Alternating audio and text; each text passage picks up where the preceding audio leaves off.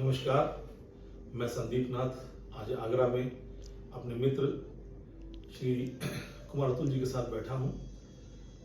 हमारी मित्रता लगभग 23-24 वर्ष पुरानी है।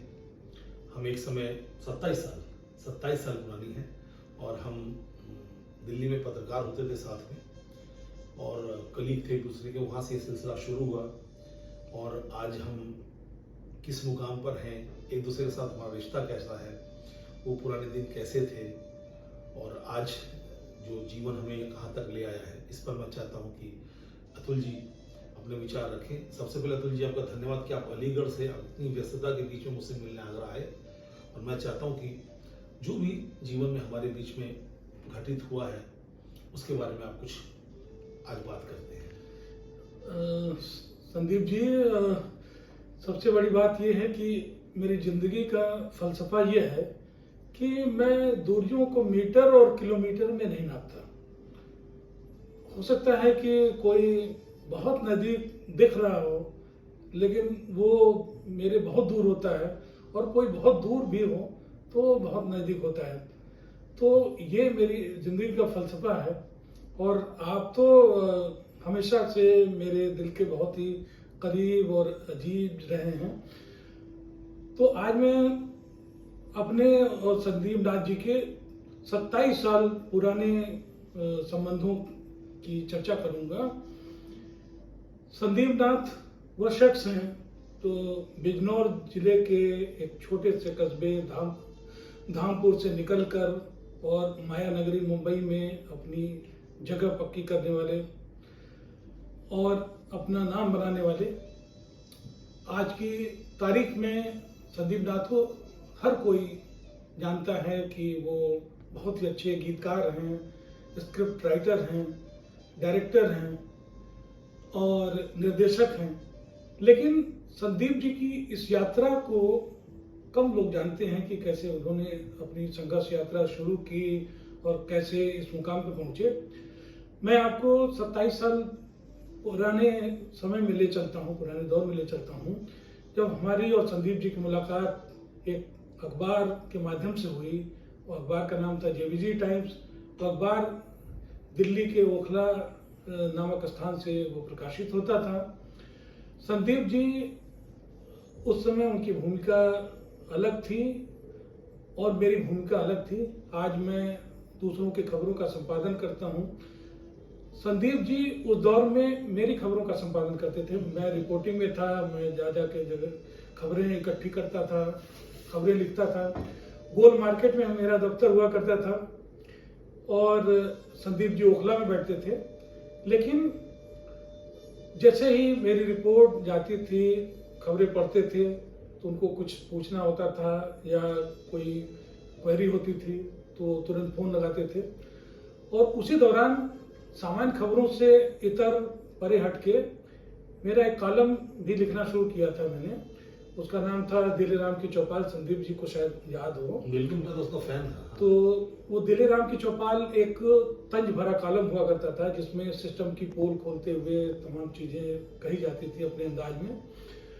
तो उसके पहले पाठक संदीप जी हुआ करते थे और संदीप जी ने बड़ी विनम्रता से, जैसा उन्होंने कहा कि उसके प्रशंसक भी थे, पाठक भी थे, तो उसका वो इंतजार कर रहे होते थे। अच्छा, वो चूंकि एक अच्छा खासा जो है कि करीब अगर अखबारी भाषा में कहें तो 1/4 पन्ने का वो कलम हुआ करता था। 30 पेज आते थे। हाँ, तो उसको लिखने में मुझे वक्त भी लगता था और तुरंत लिखना भी होता था। तो कई बार देरी होती थी तो संदीप जी पलट के फोन करते थे कि अब तक नहीं मिला, जल्दी भेजिए, पेज रुका पड़ा है। तो उसको मैं जल्दी से लिख के उसको भेजता था फैक्स के माध्यम से। तब वो तकनीकी दौर नहीं था, हाथ से लिखा होता था। तो उसको पढ़ लेते थे और अपने हिसाब से दुरुस्त भी कर देते थे कई बार और बहुत ही सुरुचिपूर्ण ढंग से उसको पेश करते थे। बिल्कुल बॉक्स में जाके, अखबारी भाषा है बॉक्स, और उसको हाईलाइट करते थे। तो उसी दौरान मुझे लगा कि संदीप जी में कोई न कोई बात है जो पत्रकारिता से बिल्कुल अलग है, कि कहीं न कहीं इनको लिखने पढ़ने का हुनर, उसका शौक जरूर इनको होगा।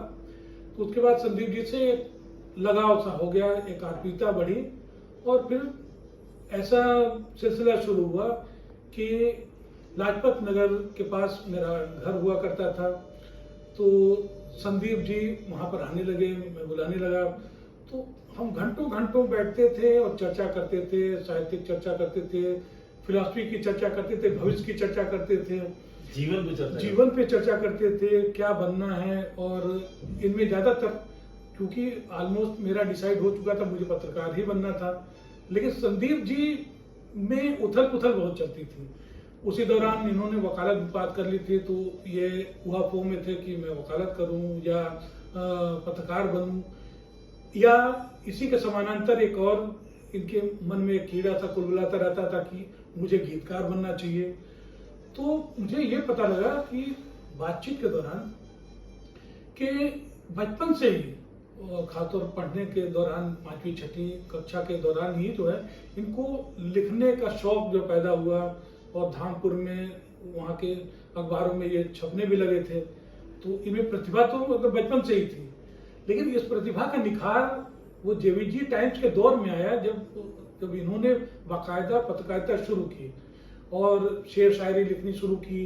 तो कई बार अनगढ़ सी शायरी होती थी, तो उस पर चर्चा होती थी हमारे लाजपत नगर के मकान में कि बार बार मीटर पे कि इस शेर का मीटर दुरुस्त नहीं है, इस शेर में ये लफ्ज थोड़ा सा अटपटा सा है, अटक रहा है, अगर उसकी जगह कोई दूसरा शब्द इस्तेमाल कर ले तो और बेटर हो जाएगा। तो इस तरह से बहुत सारे बड़े फिराक साहब के या बच्चन साहब के, निराला साहब के, या बशीर बद्र के तमाम किस्म के शेर शायरी मैं उदाहरण भी देता था।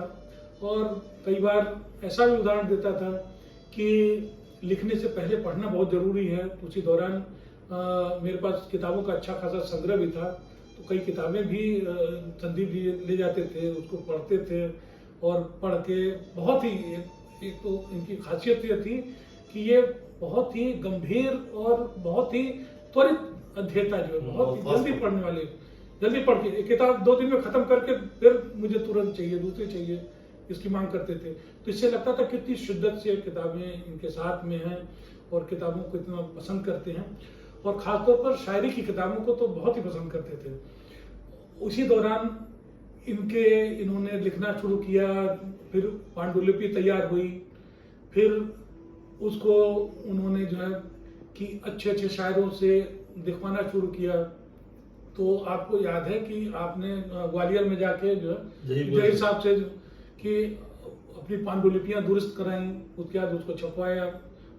मुझको कुछ भी नाम दो पुस्तक का नाम था, उसके बाद दर्पण अब भी अंधा है। तो दोनों किताबें आज भी मेरे दिल के बड़े करीब हैं, क्योंकि उसको जैसे ही उन्होंने दिया कि जिस दिन किताब उन्होंने मेरे हवाले की, मैं उसी दिन उसको पढ़ गया। सारी गजलों को लोग धीमे धीमे पढ़ते हैं, तो मैं एक दिन में की पूरी किताब पढ़ डाली, और मुझे बहुत सारी मतलब उसमें से गजलें बहुत अच्छी लगी, और मेरे संग्रह में आज भी हैं।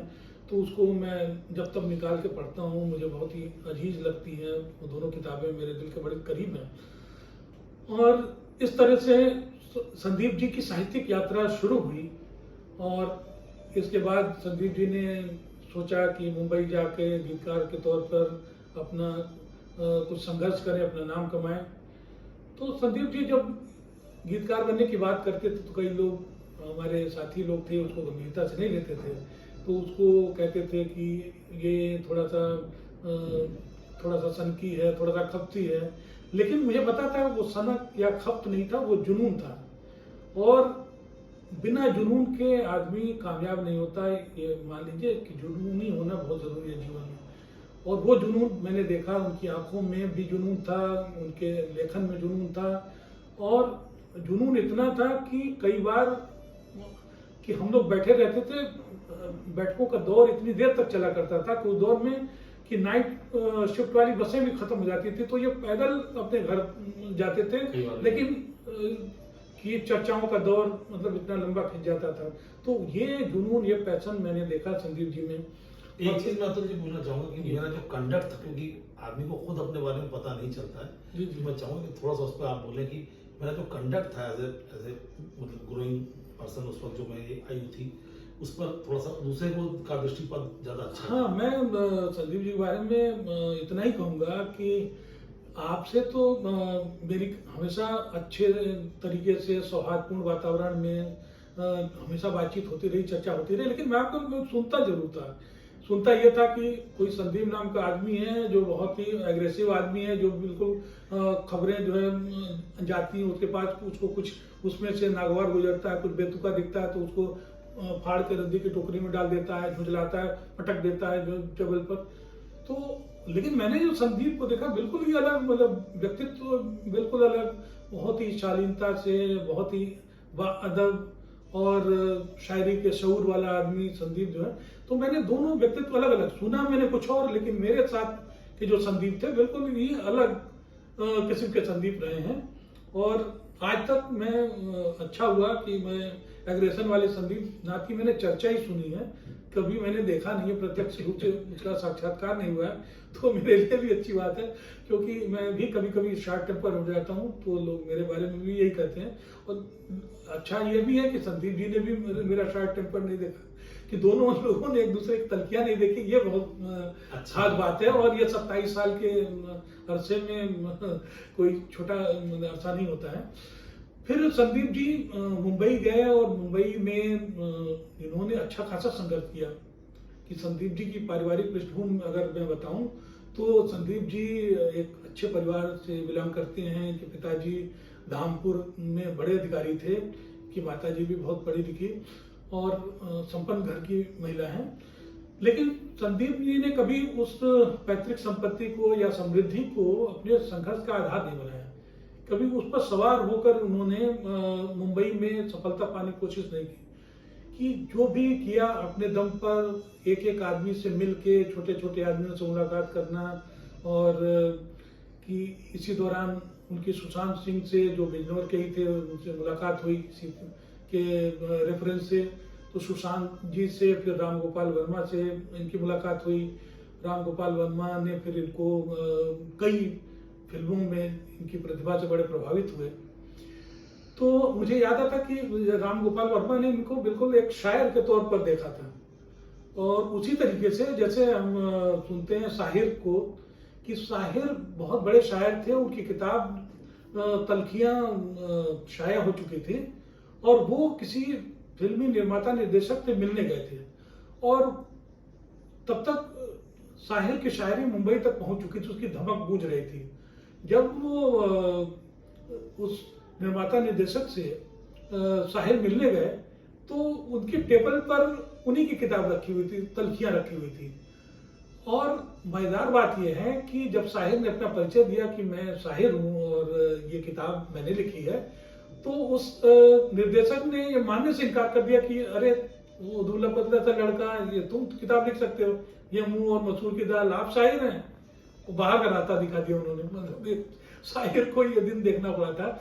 लेकिन अच्छा ये हुआ कि राम गोपाल वर्मा ने संदीप नाथ जी को कम से कम शायर जैसा सलूक नहीं किया। उन्होंने यकीन किया कि ये शायरी उन्हीं की है और उम्दा शायरी है, उन्होंने मौका दिया। और फिर तो राम गोपाल वर्मा की कई फिल्में जिनमें सरकार भी शामिल है, सरकार का गोविंदा गोविंदा बहुत ही मशहूर गीत हुआ है। और जैसे ये गीत लिखते थे तो ये बताते थे कि आज मैंने ये लिखा है, आज ये कहीं भी हूँ, मैं लुधियाना में हूँ या मेरठ में हूँ, मुरादाबाद में हूँ, देहरादून में हूँ। तो ये जब भी कोई खास गीत लिखते थे, कुछ अच्छा शेर आता था, तो ये तुरंत, चाहे रात में 12 बजा हो, 1 बजा हो, 2 बजा हो, तो हमारे लिए समय की कोई पाबंदी नहीं है, हम लोग कभी भी एक दूसरे को किसी भी वक्त फोन कर सकते हैं। तो ये हमारे संबंधों की ये पारदर्शिता है कि समय की कोई पाबंदी नहीं है। तो ये सुनाते थे कि आज मैंने ये शेर लिखा है, तो बताइए आपकी क्या प्रतिक्रिया है। तो जैसा भी मेरे से बन पड़ता है तो मैं उनको बताता हूँ कि अच्छा है, बहुत अच्छा है, या इसमें थोड़ी सी और तब्दीली हो जाए, या कुछ शब्दों। एक बार याद है जी जी कुछ लिखा था मैंने, तो आपने कहा जी इस पर चाय पिलाई जा सकती है, कॉफी नहीं। जी जी। तो मैं बेबाक प्रतिक्रिया देता हूँ, उसकी वजह यह भी है कि हमारे संबंधों में कोई औपचारिकता नहीं है, और शायद इसी उम्मीद से ये मुझे लिख के सुनाते भी हैं कि ये ईमानदार प्रतिक्रिया देंगे, और जो सही सही बेबाकी से बात अपनी बोलेंगे। क्योंकि कई बार होता ही है कि हम किसी और को सुनाते हैं तो वो आदमी औपचारिकतावश जो है कि वाह वाह क्या लिखा है, क्या खूब लिखा। तो इस तरह झूठी प्रशंसा भी लोग करने लगते हैं। तो हमारे बीच में ऐसा संबंध नहीं है, बिल्कुल जो सपाट तरीके से कोई बहुत अच्छा शेर होता मुग्ध हो जाता हूँ तो मैं मन करता है कई बार मैं इनके हाथ भी कहता हूँ, आप पास में होते तो हाथ में चूम लेता अगर आपने इतना उम्दा शेर लिखा है। कई बार इनको उस पर सलाह भी देता हूँ कि और बेहतर हो सकता था, थोड़ा सा और प्रयास करिए। तो ये सिलसिला 27 साल से कायम है और आज की डेट में भी कायम है। और संदीप जी से मुलाकातें भी मेरी होती रही हैं, कई बार हुई हैं। मेरठ में एक बार का सम्मान समारोह हुआ था तो उसमें संदीप जी के बारे में बोलने के लिए मुझसे कहा गया। तो मैं बड़ा वहकों में पड़ा क्योंकि आयोजक कोई और थे और बोलने को मुझे कह दिया गया। मुझे बिल्कुल मैं तैयार नहीं था तो मुझे कहना पड़ा मैं संदीप जी के बारे में मैं क्या कहूँ। संदीप जी के बारे में या उनकी यात्रा के बारे में कुछ ऐसा ही है जैसे अपने बारे में कहना हुआ, क्योंकि कि करीब करीब इनकी साहित्यिक यात्रा बिल्कुल उसी दौर से शुरू हुई थी जब मेरा पत्रकारिता का करियर शुरू हुआ था। तो संदीप जी आज कई गानों के लिए जाने जाते हैं। उन्होंने कई जैसे गीत पहली बार मैंने ही सुने थे, जैसे कितने अजीब हैं रिश्ते यहाँ पर उन्होंने सुनाया। उसके मधुर भंडारकर के साथ इनकी बैठक थी, एक बार वो बैठे भी थे मधुर भंडारकर, तो संदीप जी ने बात भी कराई। तो पेज 3 पिक्चर का वो गाना है तो रिलीज होने वाली थी। मधुर भंडारकर ने बल्कि कहा भी था कि आपको वेस्टर्न यूपी में इसके रिलीज की सब व्यवस्था करनी है। तो मैं बड़ा अफवाह में पड़ गया कि मैं क्या व्यवस्था मैंने करूँगा तो बड़ा संकट में कि। और हुआ ये कि मैंने वो पिक्चर रिलीज हो गई और पिक्चर हिट भी हुई। तो मैंने 4-5 दिनों तक वो पिक्चर नहीं देखी, और जबकि मुझे पता भी था कि वो संदीप जी की पिक्चर है और मधुर जी की पिक्चर है और मेरी बात भी हो चुकी है डायरेक्टर से। उन्होंने कहा था कि इसकी रिलीज की व्यवस्था देखनी है और मैं 5 दिनों तक पिक्चर नहीं। और इसी दौरान क्या हुआ कि सुबह सुबह संदीप जी का फोन आ गया। मैं मेरठ में था कि पिक्चर कैसे रही, गाना कैसे लगा और कैसा फिल्माया गया है। तो मुझे लगा कि मैंने कहा कि अभी मैं व्यस्त हूँ, मैं थोड़ी देर बाद करता हूँ आपको। जैसे मैं फौरन उठ के गया, नाश्ता मैंने छोड़ा घर में और फिर जाके मैंने मॉर्निंग शो पिक्चर देखी पेज 3। उसके बाद आके मैंने पलट के फोन किया और प्रतिक्रिया दी। मुझे बड़ा शर्मिंदगी हुई। मैंने वो 5 दिन तक पिक्चर नहीं देखी जिसके बारे में तमाम ये चर्चा मुझे करनी थी। तो फिर उसके बाद उसकी प्रतिक्रिया दी और उसमें गाना जो बहुत ही खूबसूरत गाना है और उसे मैं अपने मित्र संदीप नाथ की बहुत ही खास उपलब्धि मानता हूँ। जीवन में ऐसे गीतकार जिसका गीत अगर लता मंगेशकर गाएं, सुरों की देवी गाएं, तो मुझे नहीं लगता कि उससे बड़ी कोई उपलब्धि हो सकती है। तो लता दीदी ने संदीप जी का लिखा गीत गाया तो हम सबके लिए कि हमने संदीप जी के साथ काम किया तो बहुत ही गौरव होता है, बड़ा फख्र महसूस होता है कि संदीप जी का लिखा गाना लता जी ने गाया। और उस दिन की जब गीत वो रिकॉर्ड हुआ तो संदीप जी बिल्कुल जिसको कहते हैं कि पाँव बिल्कुल जमीन पर नहीं पड़ रहे थे और उन्होंने फ़ोन किया। बिल्कुल खुशी उनकी संभाले नहीं संभल रही थी कि आज मेरे जीवन की सबसे बड़ी साथ पूरी हुई कि लता दीदी ने मेरा गीत गाया। और इनकी आंखों से आंसू बिल्कुल निकल रहे थे, बिल्कुल गला रोधा हुआ था। तो हमें बड़ी खुशी हुई कि चलिए हमारे दोस्त का कम से कम इतना बड़ा नाम हुआ, उसकी उपलब्धि इतनी बड़ी हुई कि लता दीदी उनका गीत गा रही हैं। तो बाद में तो बहुत सारे ऐसे गीत उन्होंने लिखे और एक गीत का और जिक्र खासतौर पर मैं करना चाहूँगा कि वो गीत लिख के उन्होंने रात में करीब करीब 1 बजे के करीब गीत लिखा और बताया कि मैं महेश भट्ट की पिक्चर कर रहा हूँ, उसमें एक गीत लिख रहा हूँ, बताइए गाना कैसा है। तो उन्होंने पूरा गाना गा के बताया। वो गीत था जो है सुन रहा है ना तू रो रहा हूँ मैं। तो इसकी शुरुआती 2 लाइनें थी तो मैंने बड़ी बेबाकी, जैसा मेरी आदत है कि मैंने कहा कि 2 लाइनें जो है बहुत अटपटी लग रही है कि आपका बहुत अच्छे शेर हैं इसमें, इस गीत में, ये 2 लाइनें बहुत ही अटपटी हैं। तो फिर संदीप जी ने मुझे बताया कि नहीं नहीं, ये सीन से कनेक्ट करने के लिए 2 लाइनें कैरेक्टर, हाँ, कैरेक्टर। तो मुझे थोड़ी सी मसरत हुई, संतोष हुआ कि हाँ, कि नहीं तो मैंने कहा ये पैचवर्क लग रहा है, ये कि बिल्कुल पैबंद लग रहा है, जैसे रेशम में टाट का पैबंद हो। तो संदीप जी कुछ भी नया लिखते हैं या कुछ नया करते हैं, कोई नया एल्बम बनाते हैं कि तो उसकी जानकारी देते हैं। मैंने आज आपको कुछ अंग्रेजी सुनाया। हाँ, आज उन्होंने बहुत ही प्यारी गजल सुनाई और मुझे बड़ा ही सुखद आश्चर्य हुआ कि गजल में मैंने संदीप जी को आज पहली बार सुना गजल गाते हुए, और इतनी प्यारी बहुत ही खूबसूरत आवाज़। मैं चाहता हूँ कि ऐसी गजलें और गाएं, और उसके शब्द भी बहुत ही प्यारे हैं। तो संदीप जी की सफलता की, और जिस मुकाम पर पहुँचे हैं और खूब सफलता के एवरेज पे पहुँचे, मेरी यही तमन्ना है, मेरी यही ख्वाहिश है। और हमारी और संदीप जी की 27 साल की ये दोस्ती और अगले 27 सालों से तक, इसके आगे भी 27 सालों तक चलती रहे, और मैं तो यही दुआ करूँगा। और इनके घर परिवार और इनके सभी चाहने वालों को मेरा बहुत बहुत शुक्रिया भी है और आभार भी है। Thank you very much.